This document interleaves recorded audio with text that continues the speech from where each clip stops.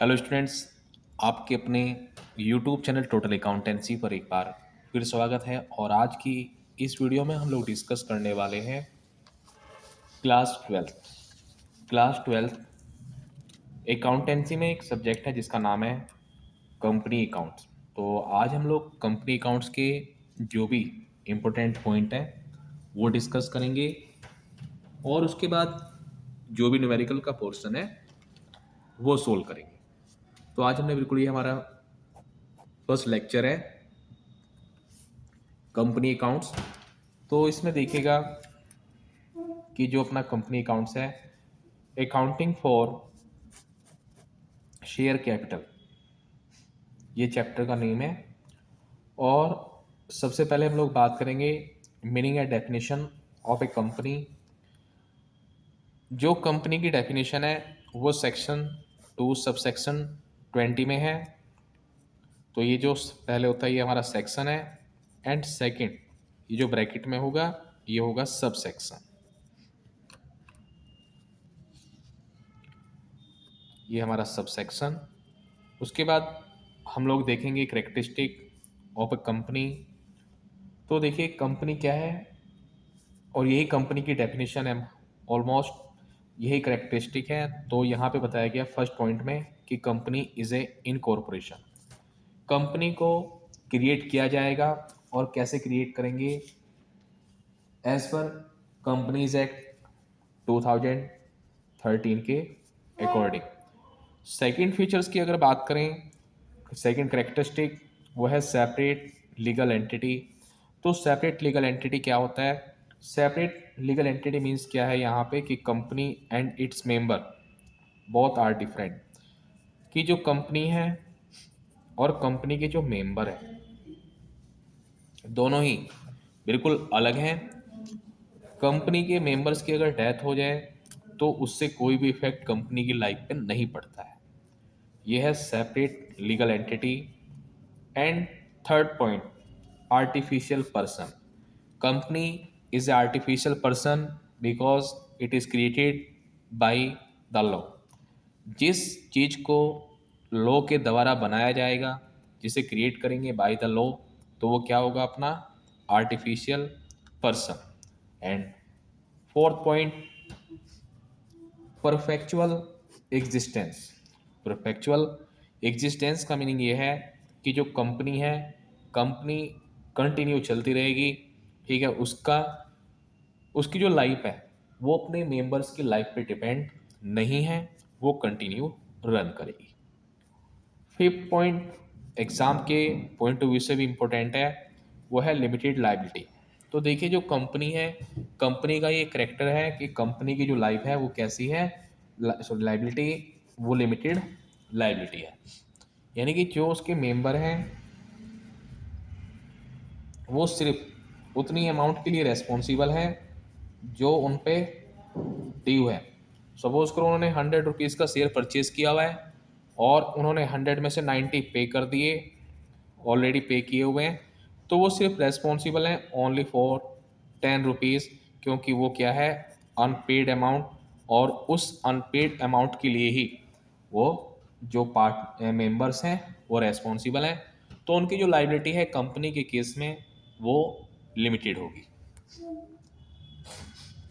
उसके बाद है ट्रांसफरेबिलिटी ऑफ शेयर। कि जो कंपनी है, कंपनी के जो शेयर्स हैं उसे हम लोग क्या कर सकते हैं, ईजिली ट्रांसफ़र कर सकते हैं। ठीक है। उसके बाद है लास्ट पॉइंट, पॉइंट नंबर 7 है कॉमन सील। तो कॉमन सील का मतलब होता है स्टाम्प। कि कंपनी की अपनी एक क्या होगी, स्टाम्प होगी, जिस पे कंपनी का नेम मेंशन होगा। तो ये थे करेक्टरिस्टिक ऑफ ए कंपनी, और यही इसकी डेफिनेशन है। तो आपको क्या लिखना है, company is a artificial person created by law. ठीक है, limited liability, common with A common seal. उसके बाद बात करेंगे हम लोग डिफरेंस की, कि आखिरकार क्या डिफरेंसेस हैं बिटवीन पार्टनरशिप एंड कंपनी। कि जो अपनी कंपनी है और पार्टनरशिप, इन दोनों में क्या डिफरेंसेस हैं। तो चलिए हम लोग देखते हैं यहाँ पे पॉइंट नंबर फर्स्ट में क्या बताया गया है कि कंपनी और पार्टनरशिप का जो क्रिएशन है वो डिफरेंट एक्ट के अकॉर्डिंग होता है। तो देखिए यहाँ पे अगर हम लोग देखें पॉइंट नंबर फर्स्ट, तो यहाँ पे पॉइंट नंबर फर्स्ट में बताया गया फॉर्मेशन, जो पार्टनरशिप है वो क्रिएट होगी as per the partnership act 1932। तो एग्जाम में जब एमसीक्यू आएगा तो आप लोग इन एक्ट को ध्यान रखेंगे। एंड सेकंड क्या है, कंपनीज एक्ट 2013 के अकॉर्डिंग क्रिएट होगी।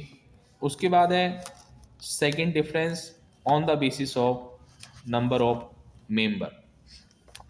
तो देखिए जब हम लोग बात करते हैं मेंबर्स की, in case of A company and in case of partnership different है। तो पार्टनरशिप की अगर बात करें तो मिनिमम यहाँ पे मेंबर रहने वाले हैं 2 एंड मैक्सिमम 50।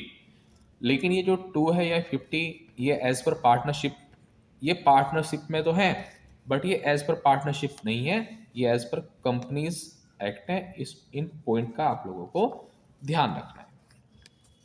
उसके बाद बात करेंगे कंपनी की कि कंपनी में मेंबर्स कितने होने चाहिए। तो यहाँ पे आपको सबसे पहले चेक करना है टाइप्स ऑफ कंपनी की, वो जो कंपनी है वो किस टाइप की है, प्राइवेट कंपनी है या फिर पब्लिक कंपनी है। अगर पब्लिक कंपनी है तो मिनिमम 7 होने चाहिए एंड मैक्सिमम की कोई भी लिमिट नहीं है। प्राइवेट की बात करें कि प्राइवेट कंपनी में मिनिमम कितने होने चाहिए, तो प्राइवेट कंपनी में मिनिमम 2 होने चाहिए एंड मैक्सिमम 200। उसके बाद third difference third difference on the basis of liability. Partnership में जो लाइबिलिटी रहने वाली है वो हमारी अनलिमिटेड होगी। हम कौन है, पार्टनर्स। जो पार्टनर्स हैं उनकी लाइबिलिटी कैसी होगी, unlimited. But in case of A company, liability of member, यहाँ पे मेंबर होते हैं, यहाँ पर पार्टनर्स। तो यहाँ पे जो मेंबर्स हैं इनकी जो लाइबिलिटी है वो कैसी रहने वाली है, लिमिटेड। और उसके बाद नेक्स्ट पॉइंट देखिए, जो हम लोग आज इस वीडियो के अंदर डिस्कस कर रहे हैं ये सभी एग्जाम में एमसीक्यू के बेस पे आएंगे और साथ साथ आपके जो कॉन्सेप्ट हैं कंपनी के रिगार्डिंग वो आपके क्लियर होंगे। प्रॉफिट लॉस की शेयरिंग की अगर बात करें तो यहाँ पे अगर पार्टनरशिप डेट बनाई है तो as per partnership deed distribution होगा प्रॉफिट का। अदरवाइज अगर पार्टनरशिप डेट नहीं है, in the absence of partnership deed, profit will be share equally. And company के केस में as per article of association या डायरेक्टर्स जो डिसाइड कर रहे हैं उनके अकॉर्डिंग यहाँ पे डिस्ट्रीब्यूशन होगा और वो भी किस फॉर्म में होगा, डिविडेंड। तो देखिए कुछ बच्चे नहीं समझ पाते हैं, तो कंपनी के केस में क्या मिलता है शेयर होल्डर को, dividend. But in case of partnership उन्हें जो रिसीव होगा वो होगा profit. And last point, management, कि जो अपनी पार्टनरशिप है उसमें जो मैनेजमेंट है वो कौन करेगा। तो यहाँ पे जो मैनेजमेंट करेंगे ऑल पार्टनर्स कर सकते हैं या फिर एनी उसमें से कोई भी कर सकते हैं। वही कंपनी में अगर देखा जाए ये कंपनी का जो मैनेजमेंट है वो कौन करेगा, तो इसके जो डायरेक्टर्स हैं वो करेंगे बोर्ड ऑफ डायरेक्टर्स। एंड यहाँ पे ध्यान रखना है आपको कि who are elected by the share holder, कि जो बोर्ड ऑफ डायरेक्टर्स हैं इनका जो सिलेक्शन है वो किसने किया हुआ है, शेयर होल्डर ने। तो ये एज ए रिप्रेजेंटेटिव हैं शेयर होल्डर के। तो ये डिफरेंसेस थे जो कि एग्जाम के पॉइंट ऑफ व्यू से वेरी इंपॉर्टेंट है। हम लोग बिल्कुल कंटिन्यू करेंगे और जैसे न्यूमेरिकल होंगे न्यूमेरिकल करेंगे, बट न्यूमेरिकल करने से पहले आप लोगों की थोड़ी जो थ्योरी है वो क्लियर होनी चाहिए।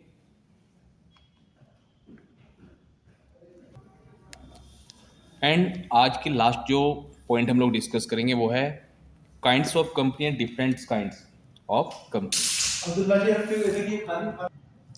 एंड ये लास्ट पॉइंट है हमारी वीडियो का, और इसमें देखिए काइंड्स ऑफ कंपनी की हम लोग बात करेंगे। तो यहाँ पे 3 टाइप्स की कंपनीज हैं। Number first is 1 person company and second is private company and third is public company. तो आज हम लोगों ने इतना डिस्कस किया है, नेक्स्ट वीडियो में नेक्स्ट थ्योरी क्लियर करेंगे। तो आई होप कि आपको ये वीडियो बिल्कुल क्लियर होगी। अगर किसी तरह का कोई डाउट है तो आप हमें कमेंट करिएगा। आज की वीडियो में इतना ही, नई वीडियो में नई अपडेट के साथ फिर मिलेंगे। ठीक है, थैंक्स फॉर वॉचिंग।